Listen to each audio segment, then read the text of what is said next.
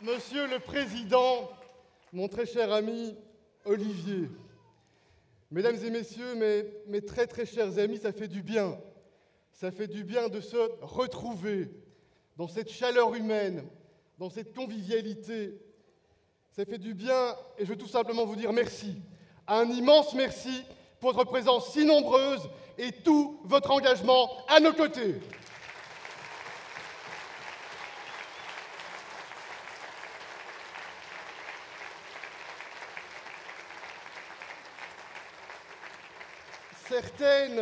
Certaines mauvaises langues disent que les hommes politiques sont de grands fauves. Mais de là, Olivier, à nous rassembler dans un parc animalier, il fallait du culot. Bravo à toi!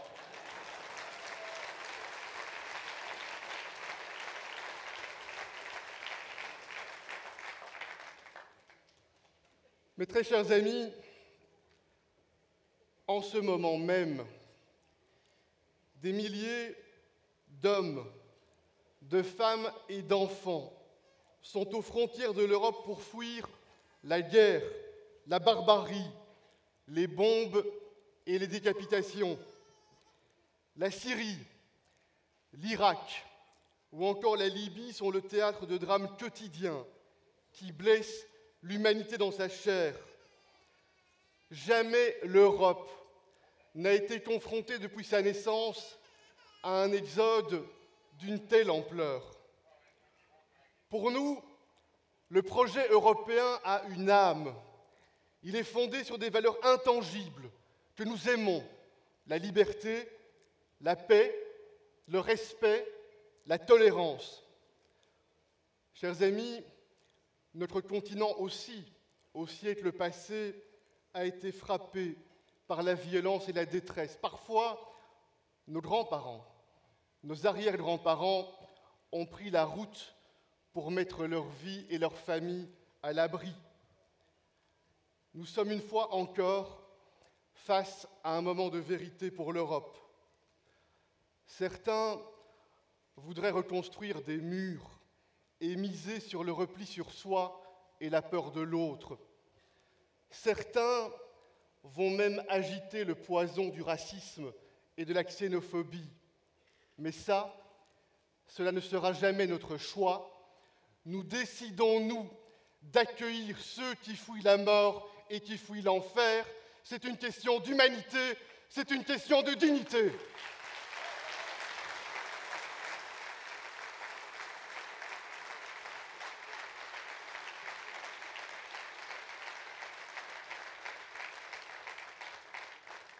Et nous avons fait le choix d'agir de manière concrète. En quelques semaines, nous avons mobilisé des milliers de places d'accueil supplémentaires.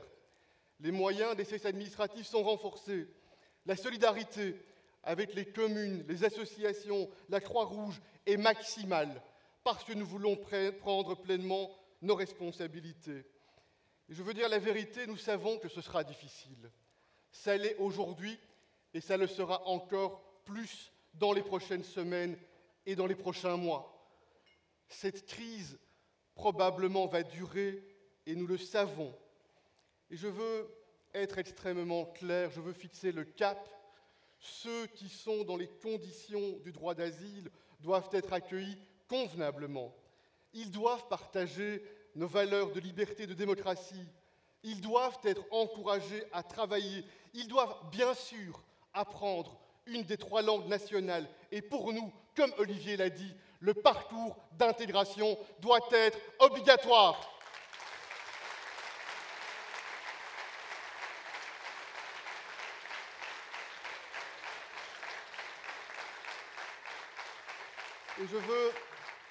Et je veux aussi le dire, parce qu'il faut la clarté.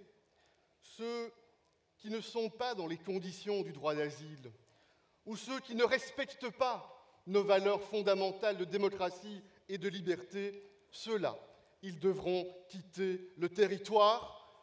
Humanité, générosité et fermeté quand c'est nécessaire, c'est notre engagement parce que c'est le seul chemin possible. Et je veux, dans ce moment tellement complexe, dans ce moment tellement délicat, lancer un appel vers chacun pour ne pas glisser dans la tentation du simplisme ou du populisme, à ne pas, par exemple, vouloir opposer les pauvres chez nous contre les réfugiés et les demandeurs d'asile. Il ne s'agit pas de soutenir les uns au détriment des autres, il s'agit d'assumer pleinement notre solidarité pour tout le monde.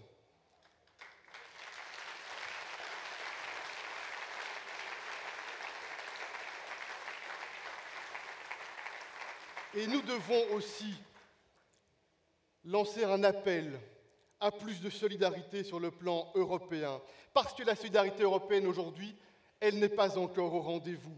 Certains gouvernements choisissent, par une forme d'égoïsme, de ne pas fournir leur part d'efforts de solidarité et de responsabilité.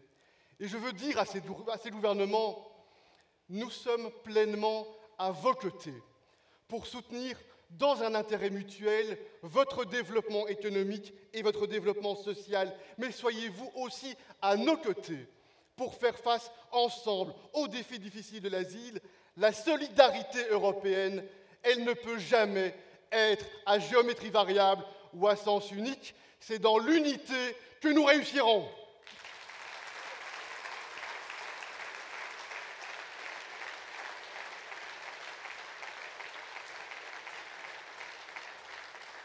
Nous allons continuer notre mobilisation sur tous les plans et aussi sur le plan international pour tenter d'encourager la paix, la sécurité et le développement dans les pays d'origine. Et nous savons que les efforts à fournir doivent être politiques, diplomatiques, humanitaires, mais nous savons aussi que des efforts militaires dans le cadre des Nations Unies sera nécessaire. Mes très chers amis, 10 mois depuis la mise en place de ce gouvernement. Et vous le voyez, nous travaillons d'arrache-pied. Nous avons pris en 10 mois énormément de décisions pour mettre le pays en ordre, assurer le développement économique, renforcer les protections sociales et garantir la sécurité. Ce sont les 3 priorités fondamentales de ce gouvernement. Job, job, job, c'est l'ADN de ce gouvernement. Doper l'emploi, encourager le travail, parce que c'est la meilleure garantie pour le pouvoir d'achat, parce que c'est la meilleure garantie pour financer durablement les protections sociales qui nous tiennent à cœur. Le budget est sur les rails. Nous chassons les dépenses publiques inutiles ou inefficaces, parce que c'est le seul moyen pour baisser la pression fiscale globale. Le tax shift est décidé, il sera réalisé. 7 milliards d'euros de carburant injectés dans le moteur économique et social de ce pays.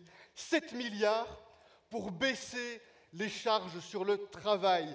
C'est la plus importante réforme fiscale et économique depuis de très nombreuses années dans notre pays. Chers amis, d'une part, nous travaillons pour augmenter le pouvoir d'achat, principalement des bas et des moyens revenus.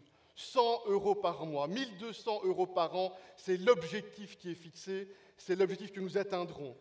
Et d'autre part, nous voulons purement et simplement supprimer ce handicap salarial qui détruit des milliers d'emplois et qui empêche que les entreprises puissent demain et après-demain créer des emplois supplémentaires. Alors oui, c'est vrai, je l'assume, c'est un gouvernement qui décide, c'est un gouvernement qui prend des responsabilités. Les cotisations patronales de 33 à 25%, c'est décidé. Les flexi-jobs et les heures supplémentaires dans l'ORECA, c'est décidé. Le tax shelter pour financer encore mieux les petites, les moyennes entreprises, c'est décidé. La pension des indépendants, alignée enfin sur celle des salariés, c'est décidé.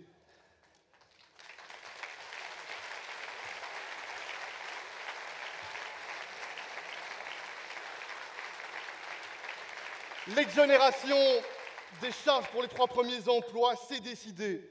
Le relèvement des allocations les plus basses, c'est décidé. La liberté de travailler pour les pensionnés qui le souhaitent, sans limite de rémunération, c'est décidé.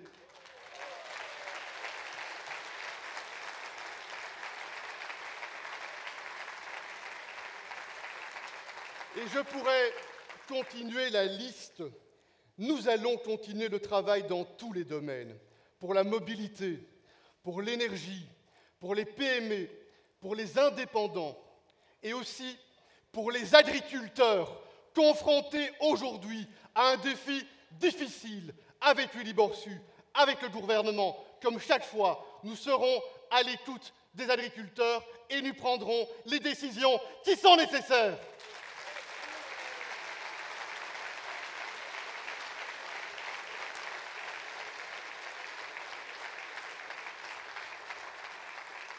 Mes très chers amis, j'entends beaucoup de choses, j'écoute, et je veux le dire et le revendiquer.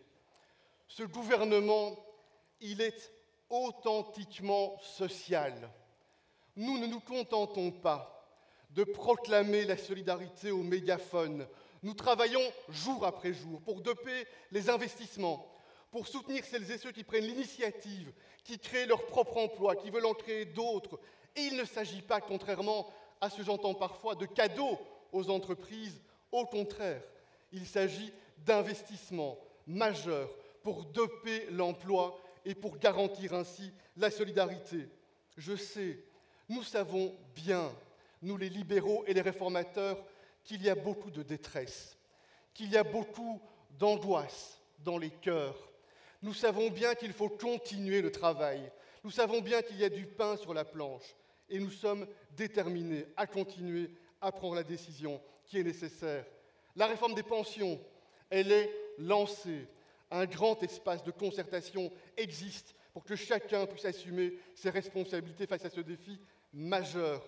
Pour garantir le paiement durable des pensions, nous devons travailler dès aujourd'hui. C'est un devoir pour nos enfants. La santé, c'est un bien précieux et nous ne voulons pas d'une santé à deux vitesses. Nous voulons continuer à travailler pour renforcer l'accès à des soins de santé de qualité pour tout le monde.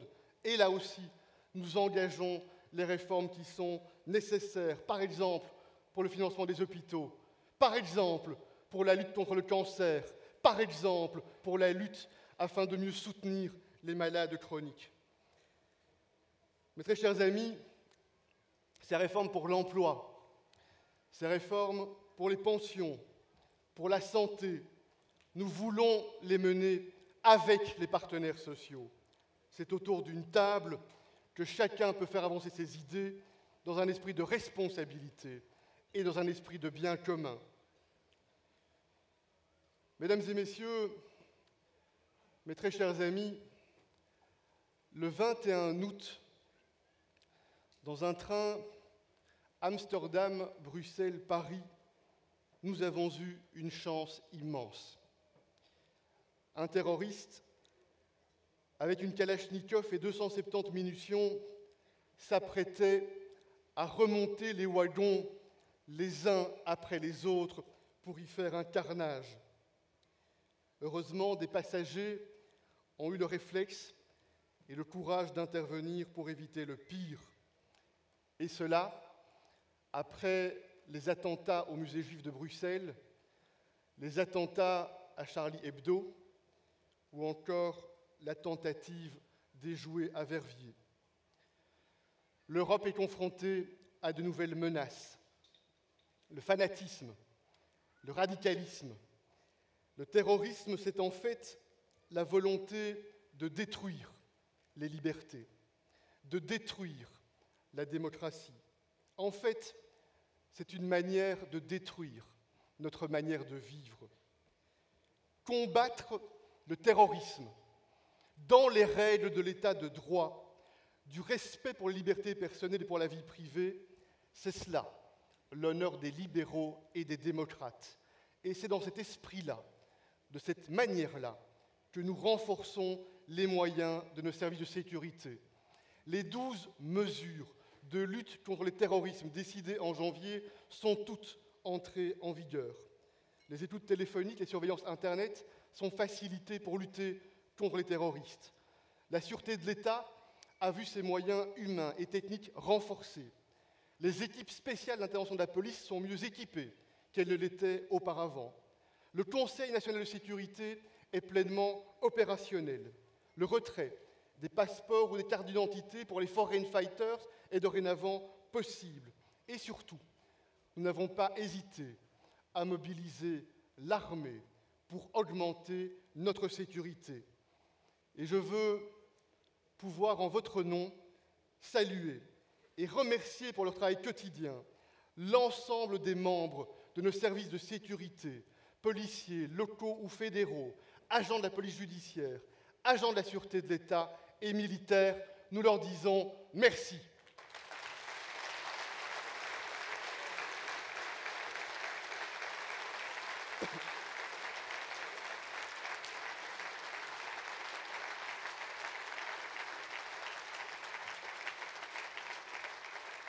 Chacun mesure bien que personne ne peut garantir le risque zéro, mais nous pouvons travailler pour relever le niveau de sécurité.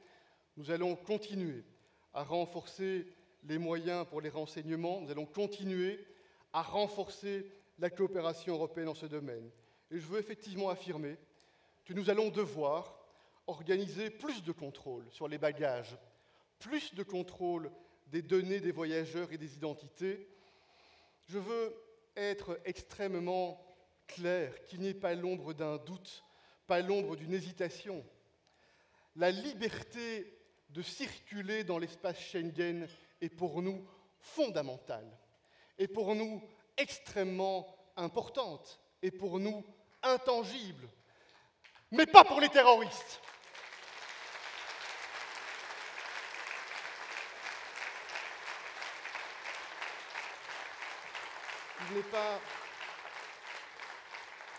Il n'est pas question pour nous de choisir entre la liberté et la sécurité. Plus que tout, nous aimons la liberté. Et c'est parce que nous aimons la liberté que nous voulons aussi la sécurité. Mes très chers amis, il y a un peu plus d'1 an, nous avons choisi de prendre notre destin en main. Nous avons choisi de mouiller notre chemise pour mettre notre pays en ordre. Et nous mesurons bien le poids de la responsabilité sur nos épaules. Mais c'est en parfaite conscience, en parfaite connaissance de cause, que nous avons décidé d'agir, prendre nos responsabilités. C'est dans les gènes des réformateurs et des libéraux. Avec nos équipes, avec nos parlementaires, avec nos ministres, nous travaillons sans relâche et le travail commence déjà à porter ses fruits. 46 000 emplois supplémentaires entre juin 2014 et juillet 2015, selon les derniers chiffres de l'ONEM. La croissance a progressé de 1,3% au deuxième trimestre 2015 par rapport à l'année passée. Les signes de la reprise économique apparaissent de plus en plus. La Commission européenne, l'OCDE encouragent nos réformes, saluent la cohérence de notre action et je le constate de plus en plus, les investisseurs regardent notre pays avec de plus en plus d'intérêt parce qu'ils y voient les potentialités. Mesdames et messieurs, nous savons, nous, qu'il n'y a pas de paradis social dans un désert économique et pas de paradis économique dans un désert social. Nous marchons sur les 2 pieds, le développement économique et les protections sociales, la liberté et la solidarité, c'est notre leitmotiv, c'est notre obsession. Je sais qu'il y a du pain sur la planche, je sais qu'il y a encore beaucoup de chemin à parcourir, et je sais aussi qu'il y aura face à nous des vents contraires. Je sais aussi qu'il y aura encore des caricatures, qu'il y aura peut-être même encore des injures, qu'il y aura des forces hostiles. Je sais et je mesure la tâche, je sais et je mesure les difficultés.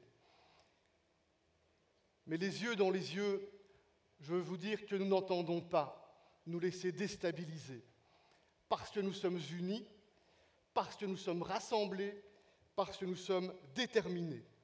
Nous allons continuer à avancer, calmes, tenace, déterminée. L'avenir, ça se travaille.